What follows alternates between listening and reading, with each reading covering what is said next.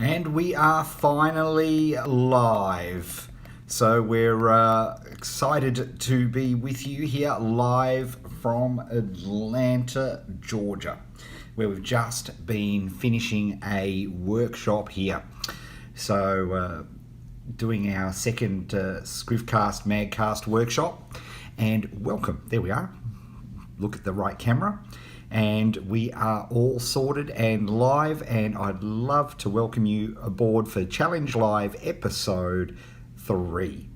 And hope you've had a good day wherever you happen to be, whether it's a Monday in down south in the land down under, or indeed late Sunday evening here. So let's get into it. And this episode is going to be a fun one. We're going to be talking about time. How much time should you be putting into your business?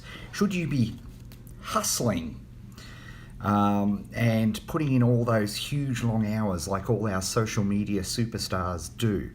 Is that realistic? Is that what needs to happen for you to actually conduct a successful business?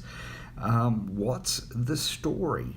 Well, that's what we hope to answer here on this broadcast this evening from the hotel room where I've been holding our Scrivcast Magcast workshop here in Atlanta for the last 2 days. We had a great couple of days, very, very productive. And the other thing that I went to while I was here in Atlanta, Georgia, is the Atlanta Pen Show. The pen show, I hear you say? Yes, fountain pens. And this is one of the, like, if you talk about it in tennis terms, the Atlanta Pen Show would be one of the Grand Slam. It'd be one of the top 4. And that is something I've always wanted to go to and got the opportunity to go to it. And one of the most exciting things about being at this pen show, and people are saying, what, there's a pen show? There are people who gather about pens? Yes, they are. It's a very good niche. And I was introduced into fountain pens by listening to a great podcast called the Pen Addict Podcast. And it's about, for fountain pens, for those beautiful pens. There's one. This is one I've got here. So a great. This is check that out. Stealth black nib, sensational. But there's a whole niche about pens and fountain pens and collecting them and using them and what nibs you should use and what inks you should use and different types of pens and designs and things that you can collect. And it just was great to remind me that there are all sorts of niches, and by going to a trade show and immersing yourself in that niche, it's extraordinary. But one of the great things about it, and here we are, I spent Saturday night, and woo, do I know how to spend a Saturday night. Last night, I went to this, which was the live recording of the 200th episode of the Pen Addict Podcast. Now, I'm not going to go into detail about what was on the Pen Addict Podcast, although if you listen into episode 200, my name gets dropped a couple of times, which was very nice. But that's not what I'm saying it for. Brad Dowdy and Mike Hurley, who are the two hosts of the Pen Addict Podcast, only a couple of years, they started about 3 years ago, and when they started, both of them were full-time in other jobs, and working 9 to 5 in other jobs, and they were talking about their passion for fountain pens and pens in general just on a part-time basis, talking on this podcast. And anyway, till 200 episodes later, when myself and people from all around the world flew in to join them on their 200th episode, both now full-time, Mike in podcasting, and Brad has his Knock company, which makes pen cases.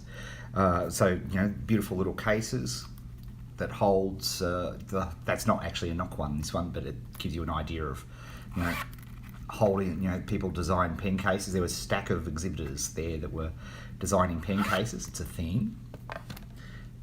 But just like all of you watching here live today, and I think we've got a record crowd today too, which is awesome.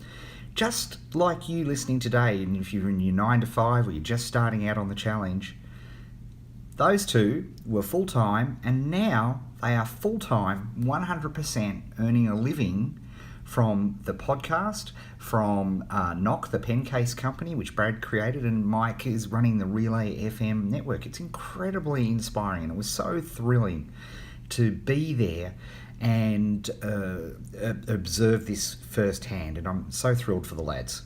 But there was another interesting thing about this too, because this whole event, this event that you're seeing, this whole thing was crowd-funded. Because they've built their tribe in January of this year to fund Mike to fly over to Atlanta and record this live podcast, they opened up a Kickstarter campaign. And the Kickstarter campaign was funded in like about 36 hours, and you got like a notebook and a cool little sticker pack. And there's actually a badge. It looks like that. It's a pen vest. Yes, there is such a thing as a pen vest. I'm not quite that psycho about pens. But they raised a Kickstarter because they've built a tribe, right? They were able to go out to their tribe and say, look, we want to put on this event. We're going to video it so everybody can participate and watch around the world. And we've got some special edition notepads, which are really awesome notepads, which we'll make available to you. And they funded this whole exercise in about 36 hours, which is pretty darn amazing. And I think they had 4,000 odd backers for this particular Kickstarter.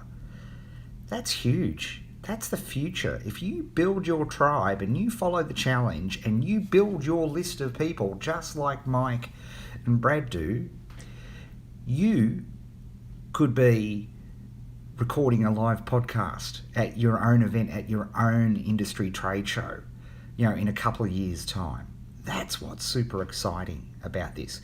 And very important for you to understand, and actually goes to the theme of today's show, is both of these guys had full-time jobs. The concept of hustle and working 60 hours a week was not an option for these two. They had commitments. And so how much time is required to do all of this stuff? Do I have to hustle? If I'm getting 8 hours of sleep, am I not actually committing enough to the cause? Interestingly, in the Cumberland Mall here, which is close by where I'm staying, there was one of those pop-up stands that you see in like the walkways of malls, and there was a whole thing, and it was a whole range of t-shirts about sleeping when you're dead, and if sleeping too much means you're missing out and you're not hustling hard enough, and blah blah blah blah blah blah blah. And I can imagine that makes people feel pretty damn guilty about things. You see all these people saying how you have to hustle here, hustle there, working super hard. You have to be dedicated. You quit the television, quit the reading. Focus on everything. You're not being serious unless you burn the bridges. And I'm here to tell you tonight that I personally believe that is bullshit. Now, if you are a millennial listening to this, you're a 20-something and you have no attachments, you don't have children, you don't have mortgage, you don't have a job that you particularly have to be wedded to, I'm all for it. I'm all for you doing that. And the challenge, you can build your unicorn business and you can hustle and work 40 or 50 hours a week. Although I would advocate to you that I still think that you would be more effective if you worked 30 or 40 hours far more solidly. And for most of you doing the challenge, most of you people listening to this right now and watching this, most of you have significant commitments. If I look at the demographics of who's doing the challenge, most people are over 40 doing the challenge.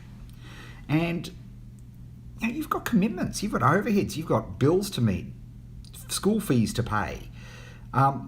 Often 9 to 5 working commitments. You're working a plan B now to get on a plan A. And I'm here to tell you right now that this whole hustle concept is bull dust for you. Actually, sorry, that's not true. I'm sorry, that's not quite correct.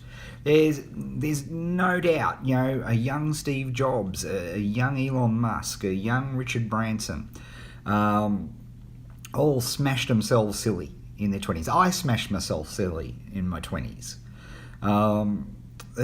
You're built for that because you don't have children, you don't have commitments, you don't have mortgages, you don't have that. You can do that, or burn yourself out working for somebody. Go for your life. More cheers to you. But to me, you can work smart in the challenge, right? You can work so much better. And here's the deal. You need to work consistently every single day, but I'd much rather you spent 30 minutes every single day religiously than trying to cram or trying to do 6 hours or trying to stay up late at night if you're not a night person, or get up early in the morning if you're not a morning person. It just doesn't make sense. And I built the entire challenge on the back of the basis that you can start your transition to the plan B so that you are just like Brad and Mike did, right? Just like they did, where, they slowly but surely over the course, took them 3 years to do. I'm reminded Nathan Chan of Founder Magazine, who is doing extraordinarily well now, was full-time working as an IT support person at a travel agency, for goodness sake. Right? It happens. It can happen, and it doesn't have to be, right, burning the candle at both ends. In fact, I would go so far as to argue that is actually detrimental. Because here's what's important, okay? Here's actually what's important. It's energy management, right? Not the woo-woo energy, chakra, all of this sort of stuff, get a peace with yourself, center, get your chi on, drink lots of caffeine. Oh, hotel decaf, you can't get better than that. Oof, pucker up. That's not what I'm talking about. I am talking about the energy that is absolutely proven by science, which is willpower, which in the last couple of years, thanks to the pioneering work of Roy Baumeister, I should say, we know that willpower is a fuel tank.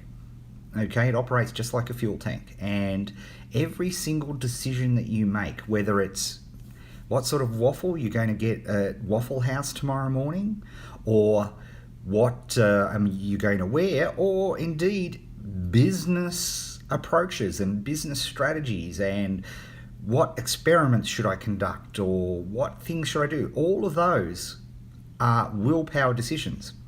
And with every decision you make, you deplete your willpower tank. And this is pure science now, okay? This is not any woo-woo crap. It is pure, utter science, provable science. And so it's very important as a challenger, as somebody who's got commitments, who has got family and wants to keep them, who has, commitments and mortgages and all of these sorts of things. It's very important to understand that all of that stuff takes decisions, which means it depletes your willpower fuel tank, and you have to manage that energy. I'm interested in teaching for the 99%, not the 1%. And the reality is that you need, if you can spend 30 minutes to an hour, now listen to me, religiously, you don't get off scot-free. It's not that you just can't sit here and manifest it into happening. I don't subscribe to this secret, just really visualize it in my mind every single day and it's all going to happen. Good luck with that.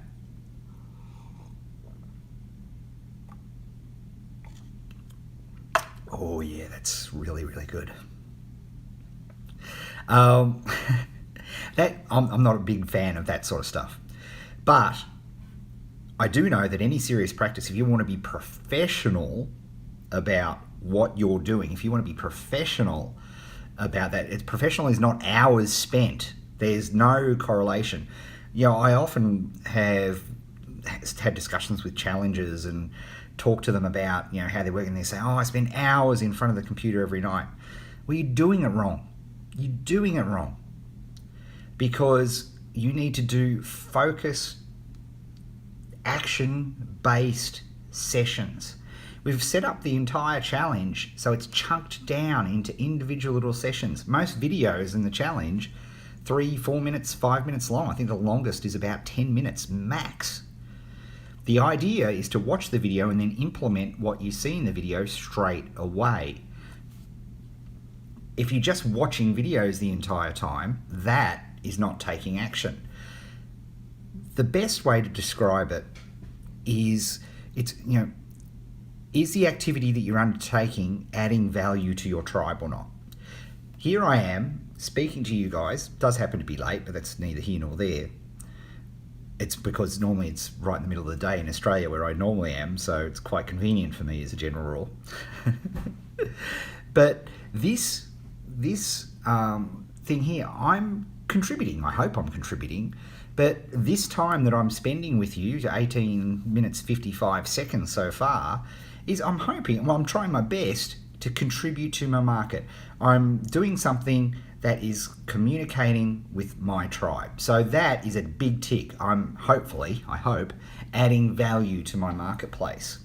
If I'm watching a video on a new technique, right, that is not adding value to the marketplace in any way, shape or form, right? Because I'm watching a video. Nobody else can see me watching a video. Maybe if I was commenting on the video or writing up a report or a blog post on that video and I was publishing that, then yes, I'd be contributing my market. If I was conducting an experiment or building my lead magnet or testing an opt-in page, all of those things are contributing to the marketplace. They're adding value, or will add value. They're an important part of the plumbing in which to deliver value to your market. So that is completely useful stuff. And that's what you need to do in this 30 minutes to an hour.